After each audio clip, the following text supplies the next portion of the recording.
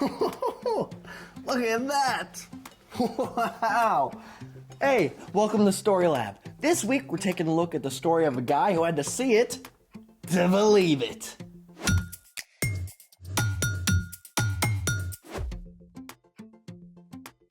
Hey, I'm Carter. And I'm Zeke. This month, we're talking about why the story of Jesus is good news. And all the ways that it can give us hope. All right, well, it is game night, and my boy came to play. Indeed I did. All right, let's see what we got here. Wait, sugar-free Candyland? A much healthier option. Connect 2? Goes way faster than Connect 4. Sorry, not sorry. What? The kids love it. You know, speaking of hope, I hope you have some other game options than these. Anyone up for the game of life insurance? I know what game we'll play. We'll play one round of... Get the picture! You ready? Let's play it! For this game, we'll look at different pictures, starting close up and then moving further out. All you have to do is guess the picture. I picked the first picture, so Carter, you're up. Round 1! Okay, so what do we have here? Okay, so it's roundish and shiny, so maybe it's like a pebble or even a rock? Nope, let's get a wider view. Oh, it's an eye. Okay, so I see a bulgy eye, so Yep. Ooh, it could be an alligator. Maybe. Or a snake. Well, what do you think? Now, let's back all the way out to get the big picture. Ah, it's a frog. Well, technically, it's a North American green frog, aka Lithobates clamitans. It's native to the wetlands. Oh, okay. Hey, partner. Right. Let's move on. Round 2! Okay, so I see a red circle surrounded by green with kind of like a skewer. It's an olive. That is a good guess, but no. Let's zoom out a little bit. Okay, now I see different colors, black, white, surrounding the green and red. So maybe it's a circus tent? Like the part of the top? Is it though? Let's get the big picture. Oh, it's a dartboard. Oh, I used to love darts. But my mom always made me use the magnetic ones. Hey, let's do another. Round 3! Oh, what do we have here? Okay, so it's big and orange, and I see like little tiny bubbles inside of it. So, hey, I'll say like a glass of orange juice. Let's zoom out a little more. Oh, okay, so maybe the big orange thing is like the sun, and I see an outer white part, so maybe the white part is like a bright summer sky. Am I right? Well, is he right? Let's get the big picture. An egg! Oh, it's so obvious now. Well, you mentioned orange juice, and that does go with fried eggs. And I did say sun, and that egg is sunny side up. Partial credit given. Okay, one more? One more, let's do it. I think you'll like this next one. Round 4! All right, so I see a lot of black and like a streak of white, and it's kind of round, so maybe the eye of some animal. It could be. Let's zoom out a little bit. Hey, wait a minute. All right. Let's get to the big picture. Somebody got into the photos from the Story Lab Christmas party. I mean, your guess was right. It is an animal. A party animal. Well played. But don't doubt that I will be personally deleting this. Oh, I don't. But speaking of someone with big doubts, it's time for The story before the story. Today, we're in John, the 4th book in the New Testament. But way before John, in the very beginning, out of a deep, deep love, God made an amazing world. But when people turned away from God, the world was broken. God had a plan to draw people back into relationship. So at the right time, God sent Jesus. When Jesus grew up, he began traveling from town to town, teaching and healing. People were ready to make him king. But when Jesus came to Jerusalem for the Passover festival, the religious leaders made plans to get rid of him. And just a few days later, Jesus was sentenced to die on a cross. Now, you would think this would be the end of the story, but guess what? This is where our story starts. Take it away.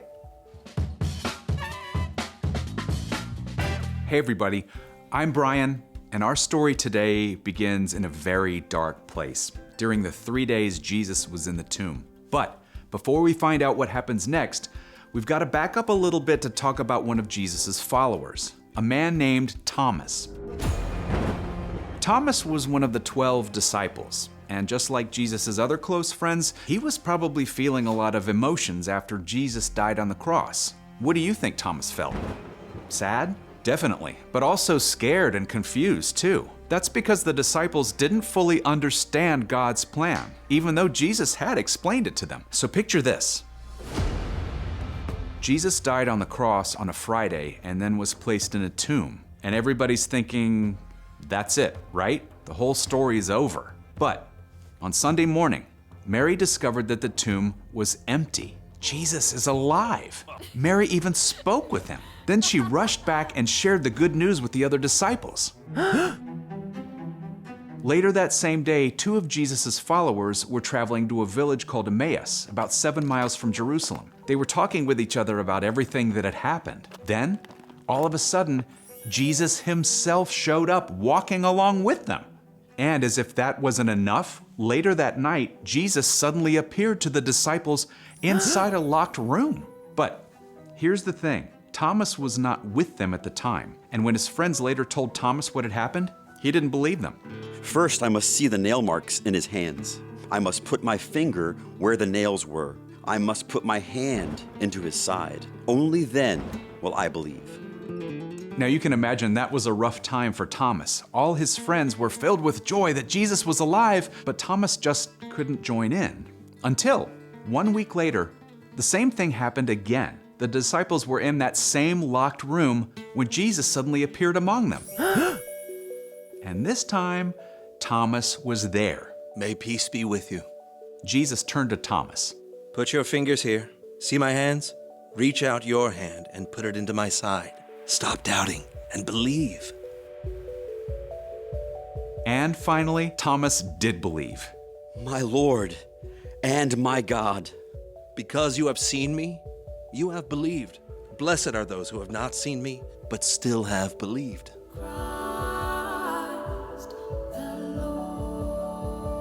Even though Thomas had been stuck in doubt, Jesus was never angry with him. In fact, Jesus met Thomas right in the middle of his questions. And in the end, it was the presence of Jesus that convinced Thomas, rather than a bunch of answers. The end. So Jesus just showed up and invited Thomas to believe. Even though Thomas had a lot of questions, he still trusted Jesus. Yep. And the same thing can be true for us today. So, what's our part in the story? Well, no matter what's going on in our lives, God has called us to live with hope. And hope is believing that something good can come out of something bad. Exactly. We won't always get to know why some difficult things happen, but we can know that Jesus is always with us in the midst of them. You know, it makes me think of a surprise party, or reading a book, or watching a movie. Sometimes we're not supposed to know all the details of everything all at once. And we really only see one tiny part of a really big picture. Yeah, that's a good way to think of it. And you can know that no matter what questions or doubts you have, you can always take them to God. Yeah, you might not get all the answers, but you can be confident that God is bigger than your question. And that Jesus is always with you. I think you got the picture. Thanks, Brian. Peace. So, here's the thing. Whatever happens, remember God is bigger than your questions. Yeah, and you can take all your doubts and questions to God. God will never be angry with you for asking. You'd never be angry with me, Carter, right? Why do you ask? Oh, no reason. What you got there? Oh, just a photo. A photo of me? Yep. Oh, are we playing another round of Get the Picture? Not exactly. Wait, that's not me at the Cinco de Mayo party. See? Dancing? You know it. Okay, listen, man. I only dance bad, so I don't make you guys feel jealous. Oh, sure. I've never heard that before. Thanks for joining us in the Story Lab. See you next time. You want to see? Yeah, go for Can it. I get some music? All right, let's see it. Okay. All right. No, come down. Ugh. Well, you're right about one thing. I feel a lot better. Baila que baila la luna, baila que baila mi amor. Tengo la...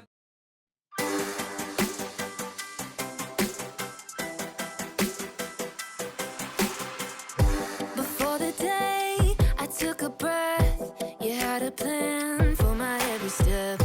You promised to always be by my side.